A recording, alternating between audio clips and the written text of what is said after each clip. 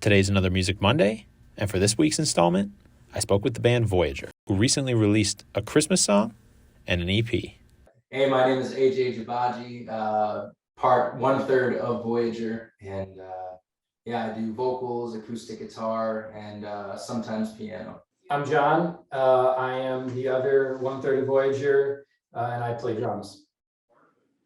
And I'm Rachel, and I am the other 1/3 of VOYAGR, and I do vocals. Sometimes I play tambourine, and I am learning to do more electric, but that's where we're at right now. Get a little bit of the triangle in there too. No, I'm kidding.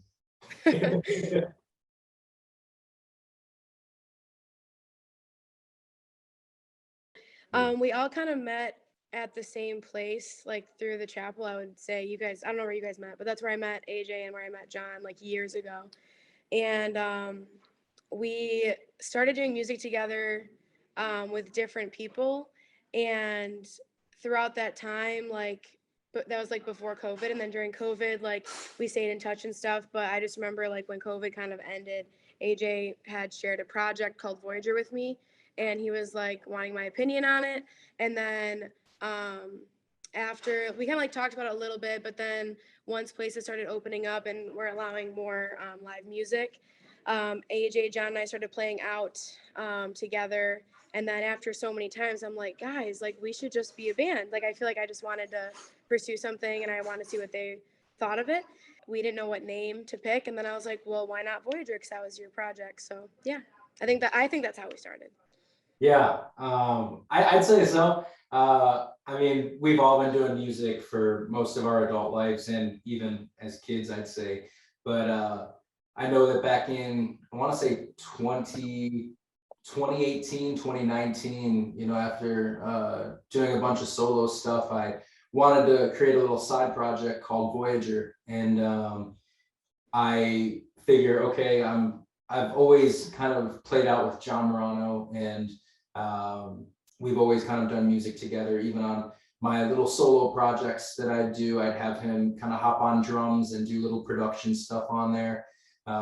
Rachel, once again, she would come and play, sing harmonies with me at some of my shows, and we've all had a great friendship for the past, I want to say, 3-4 years, something like that. From there, we planned that out in April. I want to say March, April. Yeah, it was like March or April time.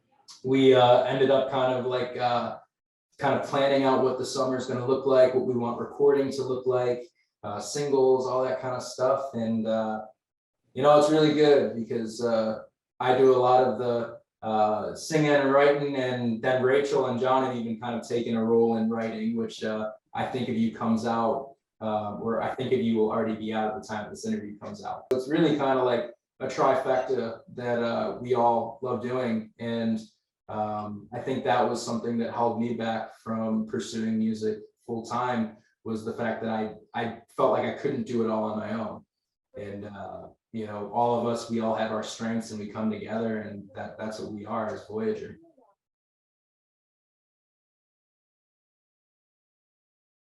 I think it was just like kind of like a distant kind of memory in the back of my head that I've always kind of had. And then I just kind of brought it into fruition, I guess. But I really like the idea of like space, and I really like the idea of just kind of travel and going on trips. Like we're all on these journeys in life. And I feel like that's what a voyage is. Right now, all of us are just kind of taking all of our separate little journeys, voyages that are all really on the same path, and we get to make music about it. The note E, I thought it was just a little trendy thing. I didn't really have too much thought into it. I was like, oh man, this could be kind of trendy, but yeah, we'll see. And so far it's stuck. I know I liked it when you shared that with me. I was like, I kind of like it because it's different and it will kind of stand out from others.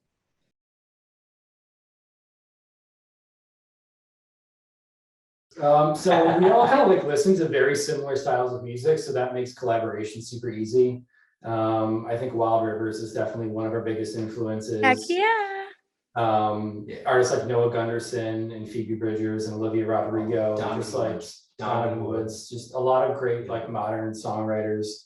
And like I said, we're all kind of listening to these artists on our own time, and we're already listening to them before we even met each other. So that makes collaboration really easy. I feel like we all learned how about music and how to play music from differently, but when you are all listening to the same types of genres and styles, you're all kind of speaking the same language.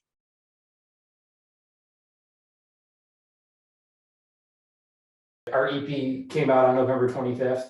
It has 4 songs on it that we've been working on since late spring, the most recent being I Think of You, which was written mostly by Rachel and assisted by me. And then we also had a Christmas single drop on November 2nd.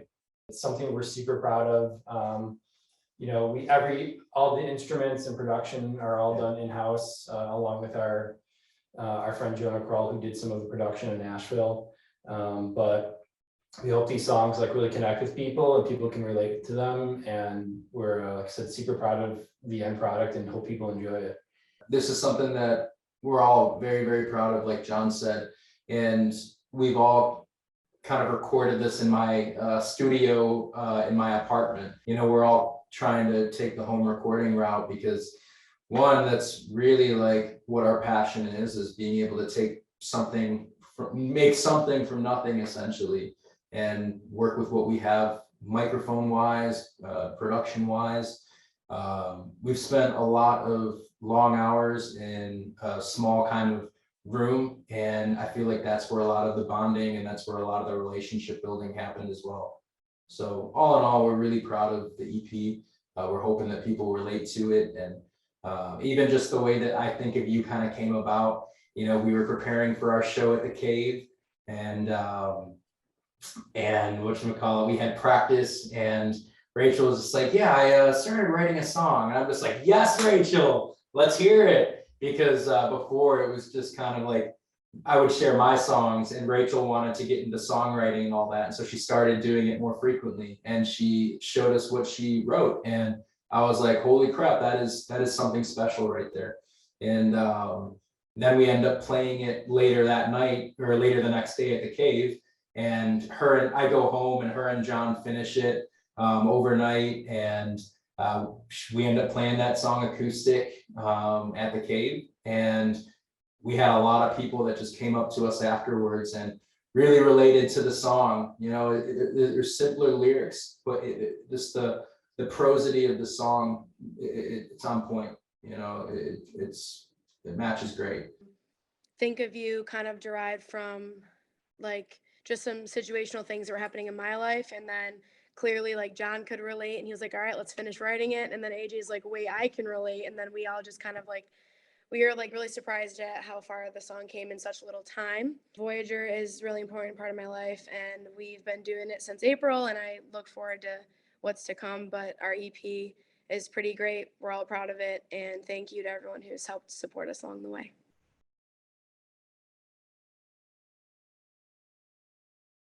I think headlining, obviously, Voyager, but we definitely all want to play a show with Wild Rivers.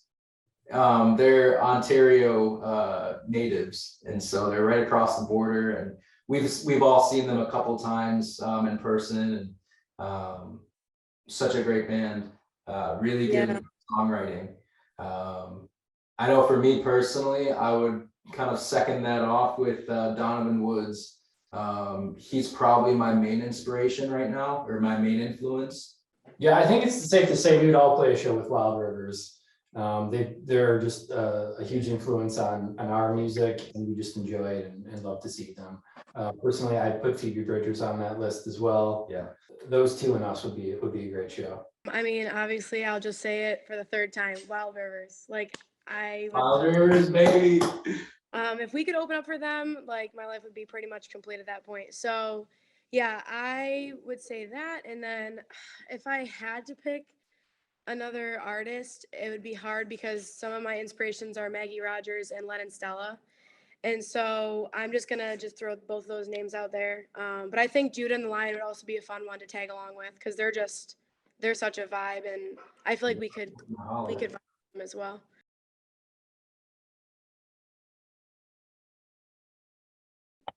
So we've played shows in the past with a band called Flues.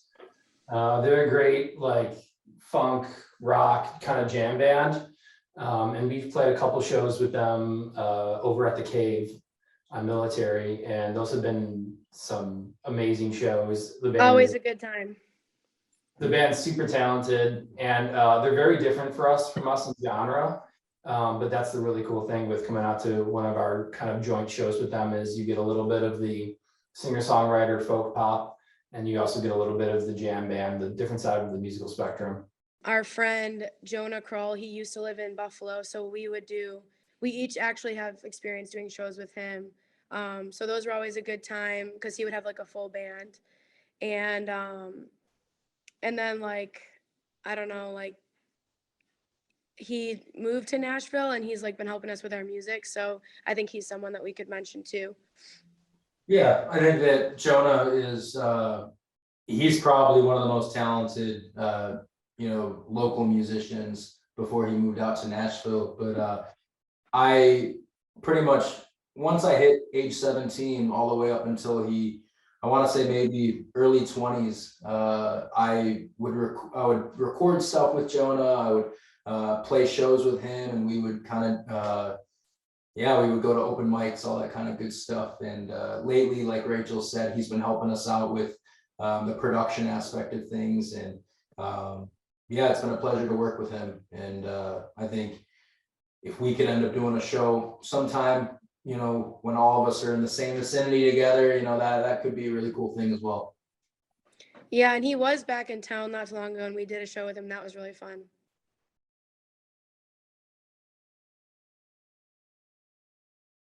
I'm a big sucker for Babeville. The Ninth Ward has a really, really nice kind of green room area. And that's probably my favorite green room to play or to be in. I'd say venue to play would probably be Cave. I would agree. I would say the Cave is kind of a step above in terms of just production quality and the way they do things there is on a really high level. So we've always enjoyed playing our shows there. Agreed. Yeah, I would have to agree. The Cave is my favorite. We always have a good turnout, like literally pretty much pack the place, and it's fun. Like from my perspective, like we played a few shows there, and from the first one to the most recent, like how much we've improved as a band. So I think I would say that venue for sure, because I've seen our growth, and then I've also seen like their growth as a venue, and I think all around it's just a great time.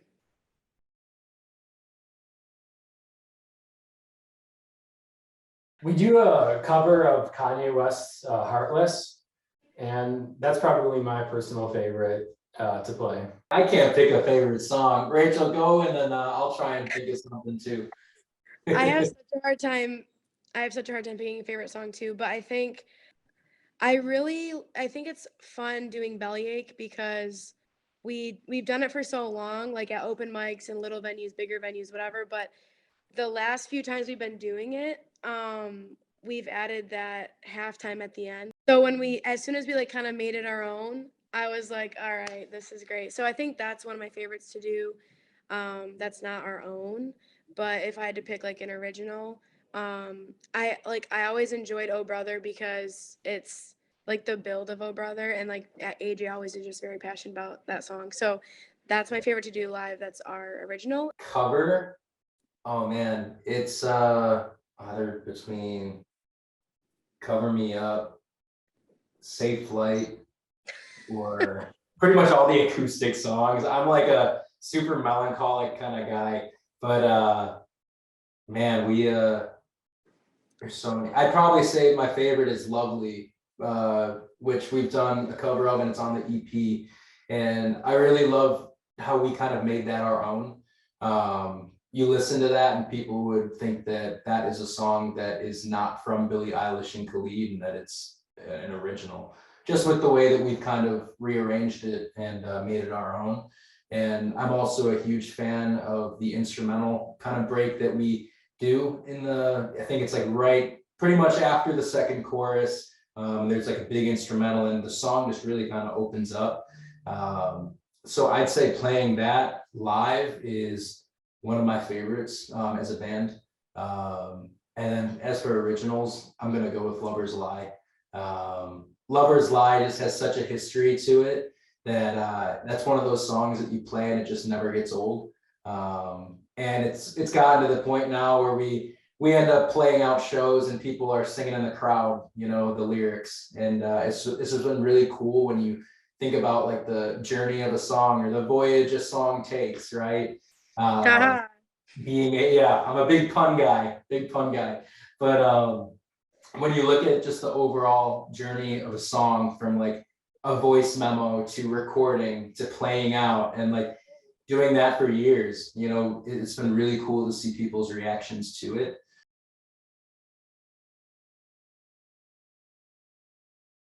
If I could give anyone out there listening some advice, I would say, like, chase after your goals and your dreams and like don't give up no matter what you think. Because in the beginning of this year, 2022, I had written down in my journal, write a song, finish it, and get it produced. And I was like, you know, in the summer, I'm like, I'm not going to do that. Like, that's not going to happen.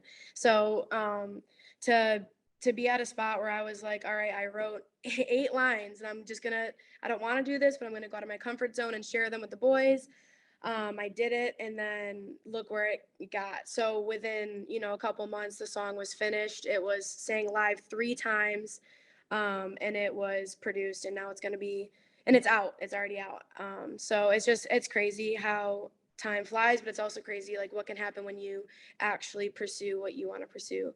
So that's my advice: is just if you have a goal or a dream, and you don't think you can achieve it, just take that little step, because that little step can get you to the end goal there. If I'm being honest, it's been a tough couple of years for everyone, you know, with everything going on, but it's also been tough personally for all three of us in our own different kind of aspects. And, you know, just the fact that despite all of the kind of junk that's going on in our own personal lives, we still decided to make Voyager a priority and continue to write and make music and set out to finish our goals and create new ones. And you know, I lost my best friend back day before my birthday in September, and it was so easy just to want to say I give up, I quit, I need to focus on, you know, something outside of what I'm doing now. You know, your whole world kind of changes, and that I think of you is, to me at least, a song that is kind of a coming of oneself song. You know, like you're finding yourself. If you look back and you listen through to the EP, you'll just hear a lot of self-exploration, and a lot of the common theme is that, hey, we're finding ourselves. We don't know who we are, but we're finding ourselves. And so despite all the junk that, you know, is going on in personal lives and all of that, we can say that, hey, we all have kind of been on this road and we're in a process of finding ourselves. And I think that kind of sums up what Think of You is too. That was Voyager. As always, I'll have their links down below if you'd like to check out their music. And for Music Monday, I'm Adam Duke, News 4.